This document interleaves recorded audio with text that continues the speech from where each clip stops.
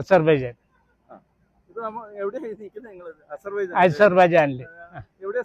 സ്ഥലം കേരളത്തില് തൃശ്ശൂര്, മാള. അതെ അതെ, ഇതിന് വേണ്ടി വന്നതാ. ഒത്തിരി രാജ്യങ്ങൾ കണ്ടിട്ടുണ്ട്. നമ്മുടെ നാട്ടിൽ തന്നെ ഓൾ ഇന്ത്യ ബേസിൽ കണ്ടിട്ടുണ്ട്. പുറത്ത് തായ്ലൻഡിൽ പോയിട്ടുണ്ട്, സിംഗപ്പൂർ, മലേഷ്യ പോയിട്ടുണ്ട്, ചൈനയിൽ പോയിട്ടുണ്ട്, കാശ്മീർ, അങ്ങനെ നമ്മളുടെ ഒത്തിരി ഒത്തിരി സ്ഥലങ്ങളിൽ പലപ്പോഴായിട്ട് പോയിട്ടുണ്ട്. വരുമാനം എന്ന് വെച്ചാൽ ചെറിയൊരു ബിസിനസ് ഇടപാടൊക്കെ ആയിട്ട് കുറച്ച് വരുമാനം ഉണ്ട്. കൊച്ചുങ്ങൾ 3 പേരുണ്ട്, അവരൊക്കെ ഒരു വഴിക്കൊക്കെ ആക്കി. നമ്മളിപ്പോ ഇങ്ങനെ ഇടക്കിടക്ക് ഇങ്ങനെയൊക്കെ ഒന്ന് പോകാം, എന്തെങ്കിലും പറമ്പിൽ എന്തെങ്കിലും ജോലിയൊക്കെ എടുക്കാം. കുറെ ജാതി മരങ്ങളൊക്കെ ഉണ്ട്, അതിൽ നിന്നൊക്കെ ഉള്ള എന്തെങ്കിലും കിട്ടും. പിന്നെ അങ്ങനെ ഇങ്ങനെയൊക്കെ ആയിട്ട് കുറച്ച് രൂപയൊക്കെ വരും. നീക്കിരിപ്പ് ഒരുപാട് വെക്കാറില്ല, അത്യാവശ്യം. കാരണം നമ്മളൊരു ദിവസം തിരിച്ചു പോകുമല്ലോ, അന്ന് ഇതൊന്നും കൊണ്ടുപോകാതെയാണ് പോവാം. അപ്പൊ അതുകൊണ്ട് നമ്മള് ഉള്ളത് ആവുന്ന വരെ ഞങ്ങളിപ്പോ 75, 69, 68 ആയിരിക്കുന്ന കൂട്ടരാണ്. അപ്പൊ പിന്നെ അത്യാവശ്യം കൊല്ലത്തിൽ 2-3 ഇന്റർനാഷണലാ, 2-3 ഡൊമസ്റ്റിക് ടൂറൊക്കെ ആയിട്ട് ഇങ്ങനെ നടക്കും. പിന്നെ ഫാമിലി ആയിട്ട് ഞങ്ങൾ ടോട്ടൽ എണ്ണം മക്കളും മരുമക്കളൊക്കെ ആയിട്ട് 17 പേരുണ്ട്. അത് 6 മാസം കൂടുമ്പോൾ നമ്മളുടെ പരിസരത്ത് കർണാടകയില, തമിഴ്നാട്ടില, കേരളത്തിലെവിടെയെങ്കിലും നല്ല ടൂറിസ്റ്റ് പ്ലേസുകളിലൊക്കെ പോകും. 2 ദിവസം അവിടെ തങ്ങും. പിന്നെ വരുമ്പോൾ ഈ വക ട്രിപ്പുകൾ, ഇന്റർനാഷണൽ ട്രിപ്പുകൾ ഞങ്ങൾ 2 പേരും കൂടി പോവാറ്. അതെ, ഞങ്ങൾ ഒരുമിച്ചാണ് യാത്ര. ഇതായാലും ഞാൻ ഒരുപാട് കൊല്ലം വിദേശത്ത് ജോലി ചെയ്തിട്ടുണ്ട്. അത് അന്ന് അങ്ങനെ കറങ്ങാനൊന്നും പറ്റിയിട്ടില്ല. ഒരു ഓഫീസിൽ പിയൂണായിട്ടാണ് ജോലി ചെയ്തിരുന്നത്. അത് നിയർലി 20 years അങ്ങനെ ഞാൻ പണിയെടുത്തിട്ടുണ്ട്. അപ്പൊ പിന്നെ അതുകൊണ്ട് അവിടെ അതിന് വേണ്ടിയിട്ട് 1 മാസം UAE ടൂറിനായിട്ട് ഞാൻ പോയിട്ടുണ്ട്. 1 മാസം UAE 2ലാണ് അത് പോയേക്കുന്നത്. അങ്ങനെ അത് കണ്ടിന്യൂ ആയിട്ട് പോയി. പിന്നെ ട്രെയിൻ യാത്ര ഒരിക്കൽ ഒരു 15 ദിവസം ട്രെയിൻ യാത്ര ഉണ്ടായിരുന്നു. അത് ഓൾ ഇന്ത്യയാണ്, ഓൾ ഇന്ത്യ. അതിൽ കാശ്മീർ പെട്ടിരുന്നില്ല. അതുകൊണ്ട് കഴിഞ്ഞ മെയ് മാസം 13-ാം തീയതി, ഓഗസ്റ്റ് 15-ന് കാശ്മീരിൽ പോയി. ഒരു 5 days അവിടെ ഉണ്ടായിരുന്നു, ഫോർച്യൂൺ ട്രാവലിന്റെ കൂടെ. ഒത്തിരി പേരുണ്ട്. ഉണ്ട് ഉണ്ട് ഉണ്ട് ഉണ്ട് ഉണ്ട് എനിക്ക് അറിവുള്ളതാണ്, വ്യക്തമായിട്ട് ധാരണയാണ്. കട്ടപ്പന ടൗണില് 2 ഏക്കർ സ്ഥലം ഉണ്ടായിരുന്നു. അവര് മരിക്കുന്നേരം ഇത് സർക്കാർ ഏറ്റെടുത്തു. പക്ഷെ ഒരു 5 സെന്റ് സ്ഥലമോ 10 സെന്റോ സ്ഥലം വെച്ചിരുന്നെങ്കിൽ അവർക്ക് അത്യാവശ്യം നല്ലപോലെ ജീവിക്കാൻ ചെയ്യാം. ഒരു ചെറിയ കടത്തിന്റെ അവർക്ക് വിവരമില്ല എന്നാണ് ഞാൻ മനസ്സിലാക്കുന്നത്. അതുകൊണ്ട് അവർക്ക് വിവരമില്ല, ഒട്ടും വിവരമില്ല. ആരെങ്കിലും പറഞ്ഞത് കേട്ടില്ല, അവർക്ക് ലോകം തന്നെ അറിഞ്ഞൂടാ. അതുകൊണ്ടാണ് അവരങ്ങനെ ചെയ്തത്. നമ്മളിപ്പോ നീക്കി വെച്ചിട്ട് യാതൊരു പ്രയോജനമില്ല. നമ്മളെ മക്കളെ, മക്കളെ പേരക്കിടാങ്ങളെ അത്യാവശ്യം അവർക്കൊക്കെ നിന്ന് ചെയ്യാൻ ചുറ്റുപാടായി കഴിഞ്ഞാൽ പിന്നെ നമ്മൾ നമ്മളുടെ കാര്യം നോക്കാം. ഒരിക്കലും ഇല്ല, സമ്പാദിച്ചു വെക്കരുത്. പരമാവധി ഇവർക്കുള്ള എല്ലാ കാര്യങ്ങളും കഴിഞ്ഞ് നമ്മളുടെ കയ്യിലുള്ളത് ഇങ്ങനെ കണ്ടും കേട്ടും നടന്നും വയ്യായിക ഒന്നും ഇല്ലെങ്കിൽ ഇങ്ങനെ പോവാ. വയ്യാതെ കിടക്കുന്ന കാലം വരെ ഇങ്ങനെ പോവാ. മനസ്സ് വേണം, വിശാലത വേണം, ചിരിക്കാനുള്ള കഴിവ് വേണം. ചാരിറ്റി ഇതിനേതനുസരിച്ചിട്ടുള്ള ചാരിറ്റി. ഒരു വ്യക്തിക്കോ ഒരു ഫാമിലിക്കോ മാത്രം ചാരിറ്റി എപ്പോഴും. ഒരിക്കലും അവർക്ക് ചാരിറ്റി എന്തെങ്കിലും സഹായങ്ങളൊക്കെ ചെയ്തു കൊടുക്കും, താമസിക്കാനോ മറ്റു കാര്യങ്ങളൊക്കെ. അത് കഴിഞ്ഞാൽ അവരെ തന്നെ എടുത്തിട്ട് നടക്കുന്ന സ്വഭാവം എനിക്കില്ല. പിന്നെ വേറൊരു പാർട്ടി, അങ്ങനെ ആരെങ്കിലും എന്തെങ്കിലുമൊക്കെ ആയിട്ട് നമ്മുടെ വരുമാനത്തിന്റെ ഒരു നിശ്ചിതം, ഞങ്ങളുടെ നിയമപ്രകാരം 2.5% പറഞ്ഞേക്കണം. അത്ര എത്തില്ലെങ്കിൽ ചിലപ്പോൾ ഒരു 5% ആയിരുന്നു ഇരിക്കും. അതായത് നമ്മളിങ്ങനെയൊക്കെ ചെയ്യാറുണ്ട്, നമ്മളൊക്കെ ഉണ്ടായത് ചെയ്യാറുണ്ട്. ആരും പട്ടിണി എടുക്കുന്നതൊന്നും വലിയ ഇഷ്ടമല്ല. ഏറ്റവും നല്ല ആഗ്രഹം ചിരിക്കുക, ടെൻഷനില്ലാതെ ജീവിക്കാം. ഇതൊക്കെയാണ് ഞങ്ങൾ രണ്ടാളും ആഗ്രഹിക്കുന്നത്. ഒത്തിരി രാജ്യങ്ങൾ സഞ്ചരിച്ചിട്ടുണ്ടല്ലേ, എന്താ അതിനെ കുറിച്ച് പറയാനുള്ളത്? ഞങ്ങൾക്ക് വളരെ സന്തോഷമാണ്. പിന്നെ അതുകൊണ്ട് നമുക്ക് ഒരുപാട്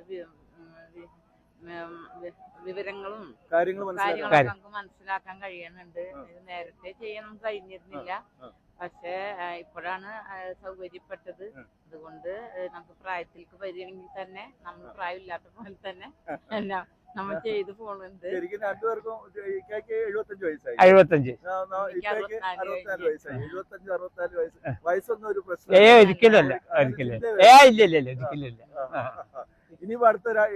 ഞങ്ങളുടെ അടുത്തത് ദൈവാധീനം ഉണ്ടെങ്കിൽ ഞങ്ങൾ മാർച്ച് ഒടുവ് ഏപ്രിൽ ആയിട്ട് ജാപ്പാൻ കൊറിയ ഒന്ന് പോകണമെന്നൊരു ആഗ്രഹമുണ്ട്.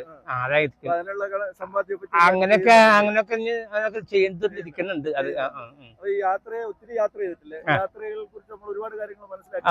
ഉണ്ട്. എന്താണ് അതിനെ കുറിച്ച്, യാത്രകളെ കുറിച്ച്? യാത്രകള് എപ്പോഴും നല്ലത് തന്നെയാണ്. ആരോഗ്യത്തിനും മാനസികമായിട്ടും കുറച്ച് വിശാലമായിട്ട് ചിന്തിക്കാനും മറ്റുള്ള ജീവിത രീതികളെ കുറിച്ച് കണ്ടു പഠിക്കാനും നമ്മളുടെ ജീവിതവും അവരുടെ ജീവിതവുമായിട്ടുള്ള താരതമ്യപ്പെടുത്താനും അവർക്ക് നമ്മളെ കൊണ്ട് എന്തെങ്കിലും പോരായ്മ നികത്താൻ പറ്റെങ്കിൽ അതും കൂടി ഇതുകൊണ്ട് നടക്കുന്നുണ്ട്.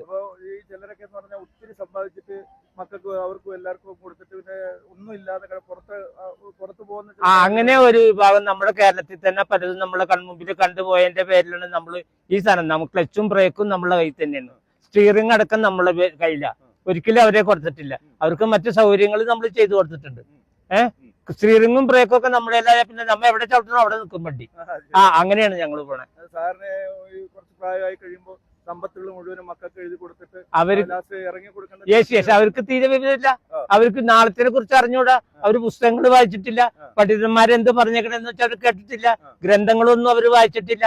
ഗ്രന്ഥങ്ങളെ കുറിച്ച് ആരെങ്കിലും ഒക്കെ താടി മീശയൊക്കെ വെച്ചിട്ട് പറയുന്നത് കേട്ടിട്ടുള്ളൂ. എന്നിട്ട് അതിന് കൂടി ചാടി കളിച്ച് നടക്കും. അങ്ങനെയല്ല ഉണ്ട്. നമ്മൾ സ്വമേധയാ ഈ വക ഗ്രന്ഥങ്ങൾ വായിക്കുകയും മറ്റു കാര്യങ്ങളും ചെയ്യുക. അല്ലെങ്കിൽ അതിനെക്കുറിച്ച് പ്രബോധനം ചെയ്യാനുള്ള മറ്റു പല മാർഗങ്ങളുണ്ടല്ലോ. അങ്ങനെയൊക്കെ കേൾക്കാം. അപ്പൊ അങ്ങനെയുള്ളവർക്ക് മനസ്സിന് നല്ല സന്തോഷം ഉണ്ടാവും. ഇപ്പൊ നമ്മൾ അസർബൈജാനില് സൂപ്പറാണ്, കോൾഡാണ്. ഇത്തരം ഒരുപാട് തണുപ്പൊന്നും എന്നെ പോലത്തെ ആൾക്കാർക്ക് അത്ര ഇഷ്ടമില്ലാത്ത കാര്യമാണ്. പക്ഷെ ഇവർക്ക് തണുപ്പ് വലിയ വിഷയമൊന്നുമില്ല. കുറച്ച് ഏറ്റാലും കൂടെ അങ്ങോട്ട് വരെയാണ് സാർ. റെഡിയാണ്.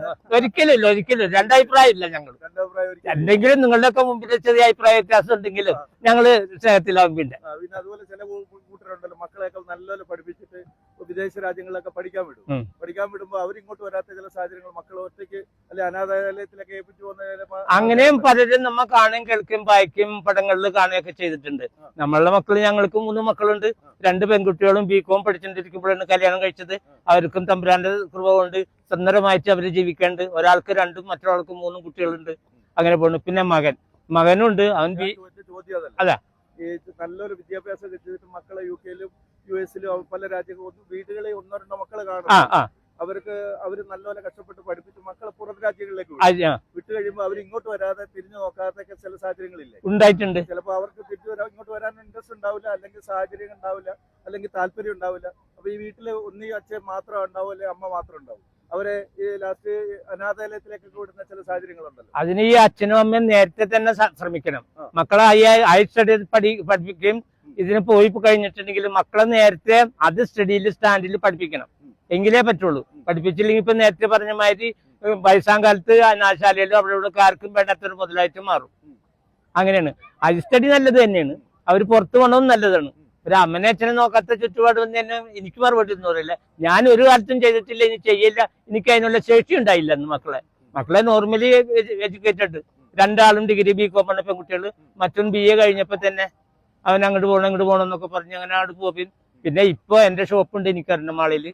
ആ ഷോപ്പിൽ അവനാണ് കൈകാര്യം ചെയ്യുന്നത്. ഞാൻ റിട്ടയർമെന്റ് സമയത്ത് റിട്ടയർമെന്റ് എടുത്തിട്ട് അവനെ ഏൽപ്പിച്ച് എല്ലാ ബാങ്കിങ്ങും എല്ലാ കാര്യങ്ങളും ഒരു ചെരുപ്പ് കൂടെ ബാഗൊക്കെ വെക്കുന്ന ഒരു വീടിയാണ്. ചെറുതാണെങ്കിൽ അത്യാവശ്യം കുടുംബകാര്യങ്ങളൊക്കെ അതുകൊണ്ട് നടന്നു പോകും. പിടി നമ്മുടെ കയ്യിലുണ്ട്. അതൊന്നുമില്ല, ഒരിക്കലും കൊടുത്തിട്ടില്ല. അത് നീ മരിക്കുന്നവരെയും കൊടുക്കില്ല. അത് ആവശ്യത്തെ എഴുതി വെച്ചിട്ടേ മരിക്കും. അത്രേ ഉള്ളൂ. ഒരിക്കലില്ല. എന്റെ പേര് മുഹമ്മദ് ഹുസൈൻ.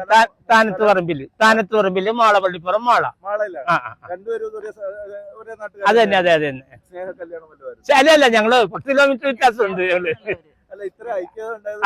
ഇവര് ശരി പ്രോപ്പർ സ്ഥലം കോണത്തക്കുന്ന് കാരുമാത്ര.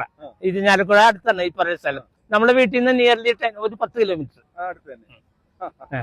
വളരെ അപ്പൊ ഈ വീഡിയോ കാണുന്ന കാര്യങ്ങളൊന്നും മനസ്സിലാക്കാൻ വേണ്ടിയിട്ടാണ്. അതെ. ഒത്തിരി രാജ്യങ്ങൾ സഞ്ചരിച്ചിട്ടുണ്ട്.